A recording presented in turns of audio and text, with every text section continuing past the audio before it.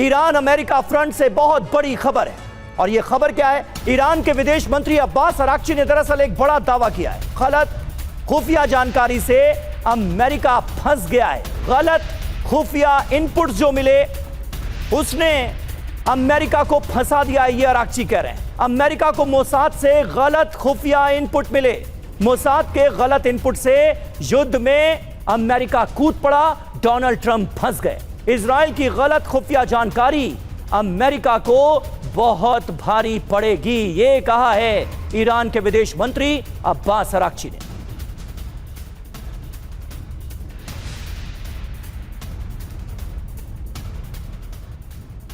तो क्या जिस तरह से ईरान के विदेश मंत्री दावा कर रहे हैं कि गलत खुफिया इनपुट दिए गए और मोसाद की तरफ से गलत जानकारी दी गई, तो क्या ईरानी फ्रंट पर बुरी तरह से फंस चुके हैं ट्रंप? अराक्ची के 5 बड़े दावे क्या है, ये आपके लिए समझना जरूरी है। नंबर 1, फर्जी खुफिया जानकारी से यूएस अब फंस गया। नंबर 2, ईरान की क्षमता का गलत आकलन किया गया, गलत असेसमेंट हुआ है। नंबर 3, यूएस को मोसाद से गलत खुफिया इनपुट मिले, यह अब्बास अराक्ची की तरफ से दावा है ईरान के विदेश मंत्री। इजराइल की गलत खुफिया जानकारी से युद्ध हुआ है, यानी युद्ध के लिए जिम्मेदार भी मोसाद ही है, उसकी गलत जानकारी है। गलत खुफिया इनपुट से युद्ध में अमेरिका की तरफ से बड़ी चूक हुई है। अब अराक्ची की चेतावनी क्या है? होर्मुज से दूर रहे ट्रंप, दखल अब भारी पड़ेगा। गलत खुफिया इनपुट मतलब अमेरिका की हार। इजराइल की खुफिया रिपोर्ट पूरी तरह से तथ्यहीन है, बेसलेस है। यह अब्बास अराक्ची की तरफ से दावा किया गया है, ईरान के विदेश मंत्री की तरफ से यह दावा किया गया। और यह हम देख भी रहे हैं, यह हमने देखा भी कि कैसे पहले 40 दिन का युद्ध चला जो 28 फरवरी को हुआ, और उस वक्त भी जो मकसद था ना वो पूरा हुआ। और उसके बाद लगातार हमने इसके बाद भी देखा, हालांकि एमओयू पर साइन हुए, सीजफायर हुआ, लेकिन फिर 13-14 दिन का युद्ध हुआ।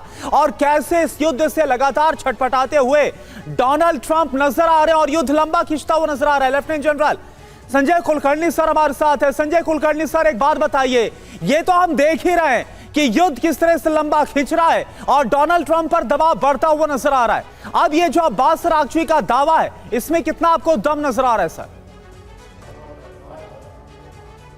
कोई शक नहीं कि जो वो कह रहे हैं ईरान के फॉरेन मिनिस्टर बिल्कुल सही कह रहे हैं, क्योंकि वो बार बार इस बात को कह रहे हैं कि फेक न्यूज़ नहीं, फेक इंफॉर्मेशन से भी अमेरिका को डरना चाहिए था। और अब वो बार बार इस बात को दोहरा रहे हैं कि स्ट्रेट ऑफ होर्मुज को लेकर के जो अफवाहें फैलाई जा रही हैं कि वो अमेरिका के कब्ज़े में है, वो बिल्कुल ही गलत है। और वो दावा करते हैं कि अगर कोई हिम्मत करता है तो स्ट्रेट ऑफ होर्मुज से गुजरने की कोशिश करे। जिस प्रकार से युद्ध खुद जब ट्रंप कह रहे थे कि पहले 1 महीने में वो ईरान के ऊपर पूरा काबू कर लेंगे, जिस प्रकार से युद्ध में शुरुआत में ही उनके टॉप लीडरशिप मारी गई, उनका एयरफोर्स और नेवी ख़त्म हो गया, इसके बावजूद भी अगर आज ईरान खड़ा है और ईरान अमेरिका की आंख में आंख डाल के बात कर रहा है, जिस प्रकार से अमेरिका बूट्स ऑन ग्राउंड रखने में कतरा रहा है, जिस प्रकार से स्ट्रेट ऑफ होर्मुज और इतना घेराबंदी, इतना बम्बार्डमेंट के बावजूद भी ईरान का हौसला मनोबल बहुत ऊंचा है, ये साफ दर्शाता है कि कहीं ना कहीं ईरान जो कह रहा है वो ठीक कह रहा है कि इनके कहीं ना कहीं गलती हुई ये सोच में, इस एप्रिसिएशन में कि ईरान शायद उन्हें लगता था कैपिचुलेट करेगा, सरेंडर करेगा, लीडरशिप खत्म होगी, पर ऐसे कुछ नहीं हुआ। IRGC ने जिस माफिक अपने टॉप लीडरशिप के खत्म होने के बाद भी पूरे ईरान को इकट्ठा रखा, अपने झंडे के नीचे रखा, ये बहुत बड़ी काबिले तारीफ। सही बात है। मनीष झा हमारे साथ जुड़ गए हैं कुछ ताजा खबरों के साथ। मनीष, ये बात जरा बताइए, ईरान की तरफ से ये जो बयान आया है ये कितना प्रैक्टिकल नजर आ रहा है? क्या आपको भी लगता है कि ऐसा ही हुआ है?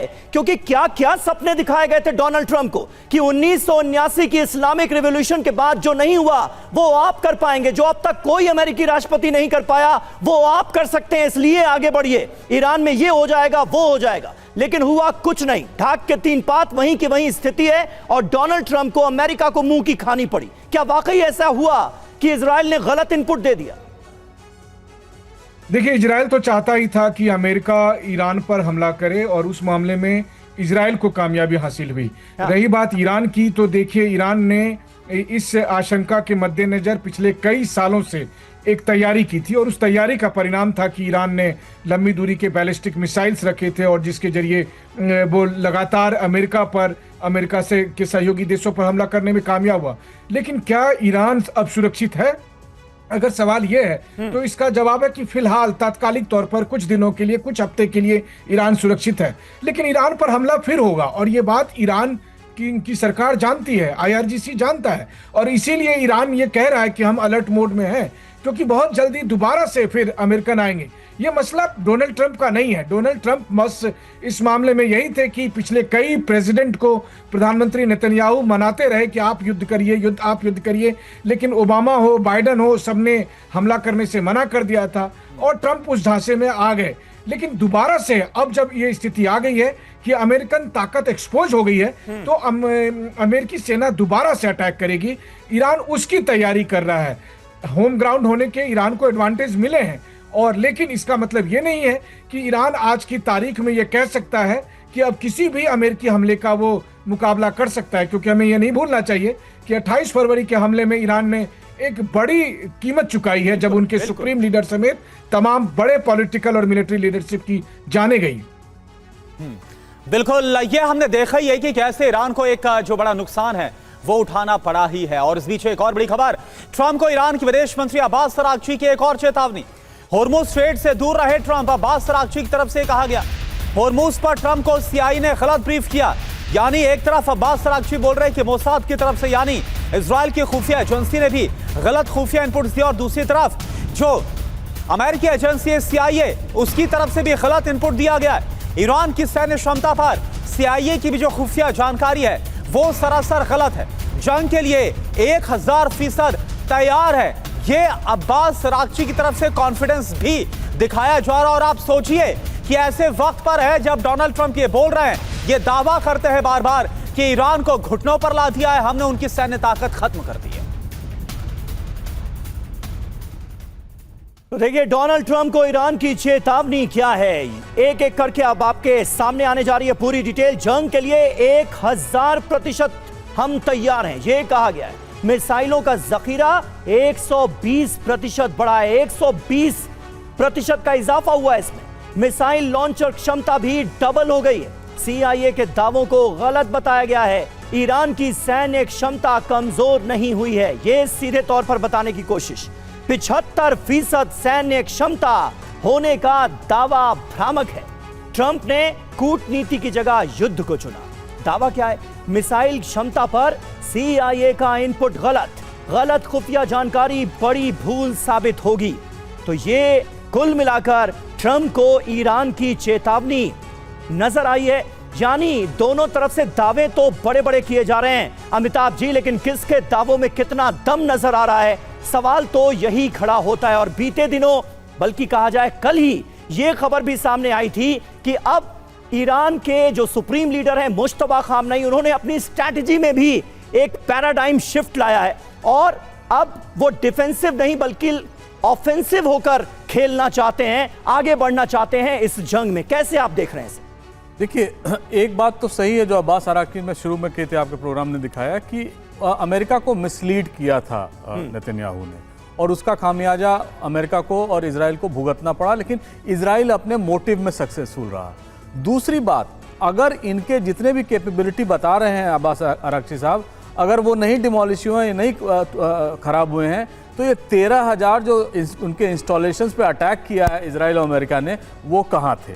यानी ये बोस्ट कर रहे हैं, और ये बोस्ट हमेशा से करते रहे, अपने आप के लिए, अपनी जनता के लिए, अपनी सेना के लिए, इसमें कोई शक नहीं है।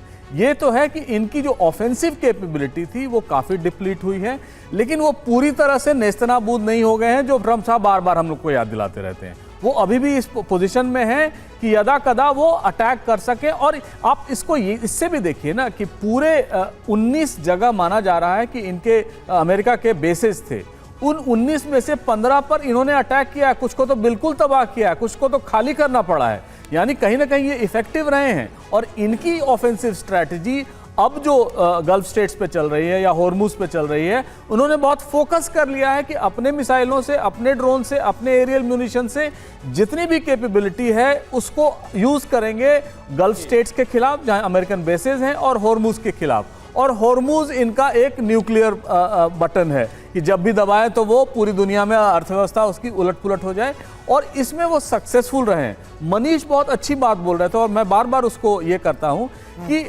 ये जो है अभी हम माने इंटरवल है, पोजीशनिंग दोनों तरफ हार्डन हो रही हैं और अमेरिका प्रिपेयर कर रहा है अपने आप को कि किस तरह अगर जरूरत पड़ी तो दूसरा फेज ऑफ अटैक किया जाएगा। और मुझे लगता नहीं है जब तक वो दूसरा निर्णायक फेज नहीं होगा तब तक ईरान मानने को तैयार नहीं होगा, भले ही उसमें इजराइल इन्वॉल्व नहीं हो, अमेरिका तो बिल्कुल इन्वॉल्व होगा। हालांकि आपने इजराइल का जिक्र किया सर, सवाल तो यह भी कि क्या अगली बार इजराइल वाकई में इन्वॉल्व नहीं होगा या फिर वो इन्वॉल्व हो सकता है, क्योंकि अभी हाल फिलहाल में जो हमने देखा था कि जो इजराइल के प्रधानमंत्री बेंजामिन नेतन्याहू उनका अमेरिकी दौरा भी हुआ था, तो क्या वहां पर यह रणनीति तैयार हुई? मनीष, इसी को आगे रखते हुए मैं आपसे ये सवाल कर रहा हूं कि क्या जिस सेकंड फेज की आप बात कर रहे थे कि एक बार फिर से वैसा ही बड़ा युद्ध होगा, क्या इस बार आपको चांसेस नजर आ रहे हैं कि इजराइल भी शामिल हो सकता है? क्योंकि हाल ही में बेंजामिन नेतन्याहू का दौरा हुआ था और यह माना गया है कि वहां पर रणनीति तैयार की गई होगी।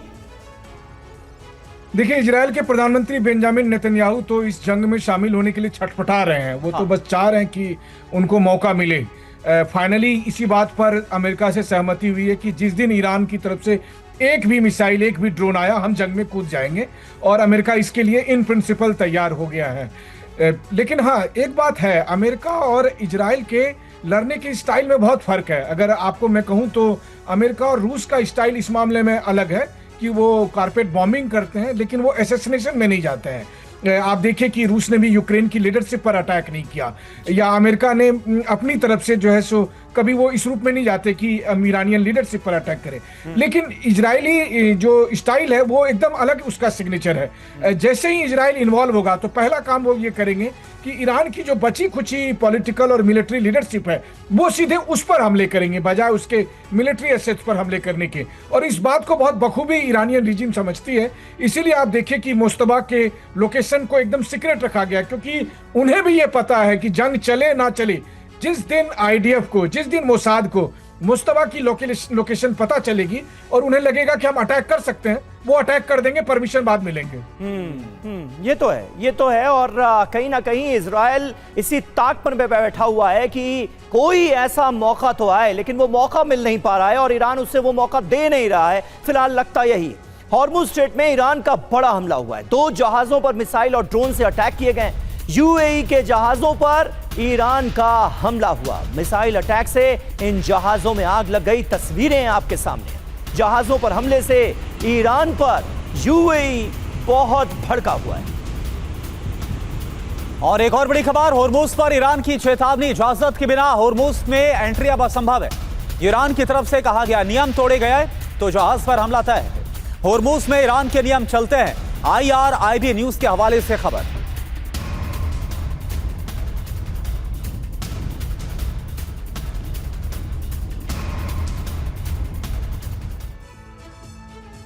तो देखिए, हॉर्मुज स्ट्रेट को लेकर बवाल खत्म होने का नाम नहीं ले रहा है। हॉर्मुज फिर दहल रहा है, जहाजों पर ईरान का हमला हो गया है। ये खबर क्या है समझिए। यूएई के 2 जहाजों पर हमले हुए हैं। अबू धाबी की ऑयल कंपनी के ये शिप थे जिस पर ईरान ने कर दिया हमला। IRGC ने मिसाइल और ड्रोन दागे, अटैक से जहाजों में आग लग गई। दोनों जहाजों के क्रू सुरक्षित हैं, उनकी जान नहीं गई है, ये राहत की बात रही। अब ईरान की धमकी क्या है ये भी आप जान लीजिए। ये तो घटना जो हुई है हमले की वो तो आपको बताया गया। मंजूरी के बिना होर्मुज में अब एंट्री असंभव है। नियमों का उल्लंघन मतलब हमला तय। जो ताजा हमला हुआ उसी का उदाहरण भी क्या माना जाएगा। होर्मुज में अभी तक किस तरह से हमले हुए हैं अगर हम देखें, बीते 167 दिन में 66 जहाज होर्मुज में शिकार हुए हैं जिन पर हमला किया गया। और इस बीच एक अहम खबर है, इराक के इरबिल में एक बड़ा ड्रोन अटैक हुआ है। इंटरनेशनल एयरपोर्ट के पास ही हमला हो गया। एयरपोर्ट के पास 5 धमाके सुने गए। ये देखिए तस्वीरें, इराक के इरबिल की ये तस्वीरें। एयरपोर्ट के पास एक साथ 5 धमाके हुए और धरती दहल गई।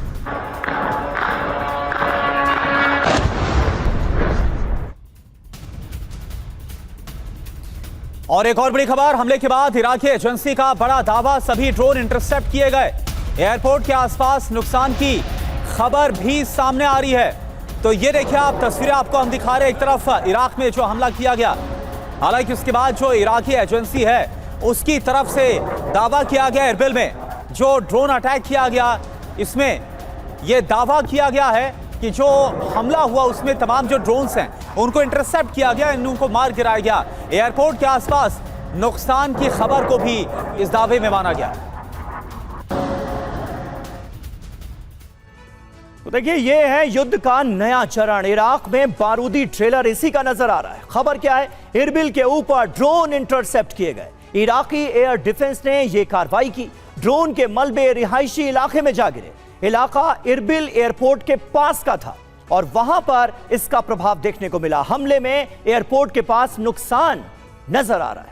अब इससे 5 संकेत क्या मिलते हुए नजर आ रहे हैं? ड्रोन हमले का खतरा अब बढ़ता हुआ नजर आ रहा है। एयर डिफेंस हाई अलर्ट पर है। हमले का सोर्स हालांकि अब तक साफ नहीं। इससे पहले आपको ध्यान होगा कि जो हमले हैं वो ईरान की तरफ से जरूर अंजाम दिए गए थे, लेकिन अभी यह नहीं पता चल पा रहा है कि हमला किसने किया। ड्रोन का निशाना अभी साफ नहीं कि टारगेट क्या था, कहां पर हमला किया गया। क्षेत्रीय तनाव बढ़ने के संकेत भी मिलते हुए नजर आ रहे हैं इराक के अंदर।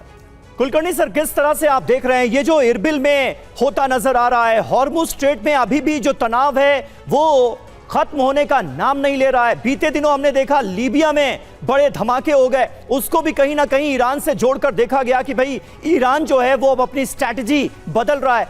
क्या रीजंस नजर आ रहे हैं? क्या होता आप देख रहे हैं?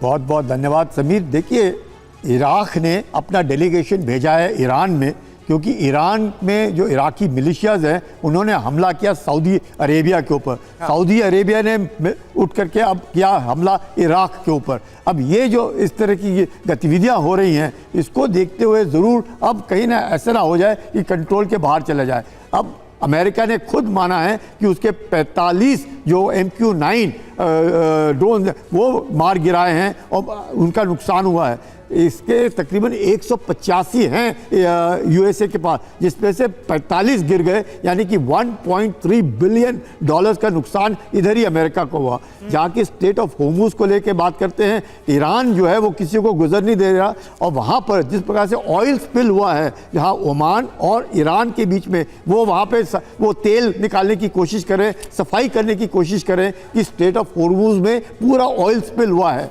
इतना ही नहीं, बबल मंदेब के ऊपर जिस प्रकार से हमले हो रहे हैं सऊदी और यूएई के ऊपर, तो उससे भी पता चलता है कि ये जो माहौल है वहाँ पे कहीं ना कहीं ईरान को लगता है कि स्टेट ऑफ होर्मुज वो वेपनाइज करने में कामयाब हुआ है। लेकिन अमेरिका का मानना है कि जिस प्रकार से उसने स्टील वॉल कहते हैं वो घेराबंदी कर रखी है ईरान की और वहाँ पर यमन की, तो उससे वहाँ पर भी उनको भी परेशानी हो रही है। कहीं ना कहीं उम्मीद करते हैं कि बातचीत के द्वारा ही हल होगा, क्योंकि रूस भी मदद करेगा, चीन भी मदद करेगा और कहीं ना कहीं ईरान को भी मदद मिल रही है। सऊदी अरेबिया, टर्की, पाकिस्तान के बीच में भी इतना होने के बावजूद भी जो आर्टिकल 5 वो कह रहे थे इस्लामिक नेटो को लेकर, वो नहीं हो पाया। हूथियों ने हमला किया, तब भी कोई उसके ऊपर हमला नहीं ये तो हमने देखा इस तरह, और सवाल तभी हमने पहले भी उठाया था कि क्या सिर्फ जो मक्का जो साइन की गई, जो डिफेंस डील साइन की, क्या वो महज कागजी, और वो होता हुआ हम देख भी रहे हैं। इन सब के बीच अमेरिकी सेंट्रल कमांड की जंगी तैयारी,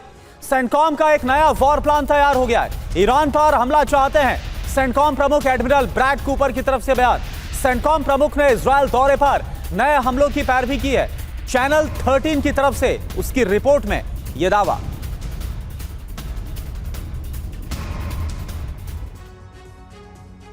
और देखिए, अंदेशा तो यही जताया जा रहा है कि ईरान पर फिर हमला तय है। अमेरिका ने भी प्लान तैयार कर लिया है। खबर क्या है? ईरान पर हमला चाहते हैं सेंटकॉम प्रमुख। वॉर रूम मीटिंग में हमले के पक्ष में दिखे ब्रैड कूपर। ये जानकारी सामने आ रही है। ईरान में टारगेट पर क्या क्या होगा? ऑयल डिपो, गैस फील्ड, बिजली घर, इंफ्रास्ट्रक्चर साइट्स, सैन्य साइट, ये निशाने पर हो सकती हैं अगर दोबारा हमले शुरू हुए। अब सेंटकॉम का दावा क्या है? इंफ्रास्ट्रक्चर पर हमलों से ईरान घुटनों पर आ जाएगा। बड़ी बात क्या है? सेंटकॉम ने ट्रंप के पास भेज दिया है नया वॉर प्लान भी इसको लेकर। चैनल 13 के हवाले से यह बड़ी खबर, बड़ी जानकारी। और इस बीच एक और अहम खबर, अमेरिका के वित्त मंत्री स्कॉट बेसेंट की चेतावनी, अब ईरान पर होगी सख्त कार्रवाई। ईरान पर नए आर्थिक प्रतिबंध संभव हैं, यह कहा गया है बेसेंट की तरफ से। अगले हफ्ते ईरान पर होगा आर्थिक प्रहार, यानी आर्थिक तौर पर ईरान की कमर तोड़ने की कर रहा है अमेरिका कोशिश। तो क्या ईरान पर अब गिरेगा सैंक्शन बम भी? ईरान पर आर्थिक दबाव डालने की तैयारी भी हो रही है। खबर क्या है? नए फैसले का ऐलान अगले हफ्ते संभव है। ईरानी बंदरगाह की नाकेबंदी जारी रहेगी। कमाई और व्यापार पर दबाव बढ़ाया जाएगा। तेल और शिपिंग सेक्टर को भी टारगेट किया जाएगा। आगे क्या होता हुआ नजर आ रहा है? ईरान की तरफ से जवाबी कार्रवाई का खतरा बढ़ गया है। होर्मुज में तनाव और ज्यादा बढ़ना तय माना जा रहा है। दुनिया में तेल की कीमतों पर दबाव बढ़ेगा और बातचीत की कोशिश को और झटका लगेगा। अमिताभ सर, एक बात बताइए, जब जब अमेरिका की तरफ से दबाव बढ़ाने की कोशिश की गई ईरान के पर, ईरान ने रिटेलिएट किया है और ईरान की तरफ से और ज्यादा बंदिशें लगा दी गई। स्ट्रेट ऑफ होर्मुज वो एग्जांपल हम देख रहे हैं, यानी कि झुकने के लिए तैयार नहीं है। अगर अमेरिका कुछ ऐसा करता है, चाहे वो सैन्य कार्रवाई करे या फिर और सैंक्शंस लगा दे, उसका क्या असर आप देखते हैं सर? देखिए, सैंक्शंस लगाए उससे कोई फर्क नहीं पड़ता है। ऑलरेडी उनके ऊपर सैंक्शंस लगे हुए हैं। उनका इन्फ्लेशन रेट बहुत बढ़ा हुआ है, पूरी गरीबी आप वहाँ देख ही रहे हैं जो हालात हैं, इसलिए सैंक्शंस का असर तो नहीं होगा। वॉर ऑफ वर्ड्स में भी अगर देखें, ईरान अमेरिका से पीछे नहीं है। वो कॉम्पेंसेशन की अब बात कर रहे हैं। इमेजिन, कॉम्पेंसेशन वो अमेरिका से मांग रहे हैं, यानी जो जीता हुआ या जो हावी देश है उससे वो कॉम्पेंसेशन मांग रहे हैं। तीसरा, होर्मुज को ये परमानेंट अपने बैकयार्ड में एक ब्लैकमेल का तरीका बना के रखना चाहते हैं और उसमें वो काफ़ी हद तक सक्सेसफुल भी हुए हैं, और जो शायद अमेरिका ने एंटिसिपेट किया था, लेकिन उनको ये पता नहीं था कि इतना सक्सेसफुल होगा। होर्मुज ओमान के साथ मिलकर ये जो भी डिस्कशन करना चाहते हैं, उनका सीधा ऑब्जेक्टिव यही है कि इस पर वो कंट्रोल छोड़ना नहीं चाहते, और ये किसी भी तरह अमेरिका के हाथों या दुनिया के हाथों वो नहीं चाहते हैं कि ये पैसेज खुल जाए फिर से। उसके लिए अमेरिका अब ये जानता है कि उसके हाथ अब बंधे हुए हैं कि अगर ये खुलता नहीं है तो दुनिया में आर्थिक दिक्कतें आएंगी, तेल के दाम बढ़ेंगे, और जो अब तक ब्लेम अमेरिका पे नहीं आया है, सारी दुनिया उनको ब्लेम करेगी। तो इस तरह ईरान भी मैंने कहा वर्ड्स में न डीड्स में वो उनसे पीछे दिखना चाहता है। बिल्कुल। लेकिन ये बात तो सही है कि ईरान अब ऐसे बैठेगा नहीं, एक और हमला उस पर जरूरी है, जो अब लग रहा है बिल्कुल सही बात है। यानी तैयारियां दोनों तरफ से चल रही हैं, देखना होगा कि अंजाम इसका क्या होता है। आप सभी खास मेहमानों का बहुत बहुत शुक्रिया अदा करना चाहेंगे आज हमारी चर्चा में हमें ज्वाइन करने के लिए।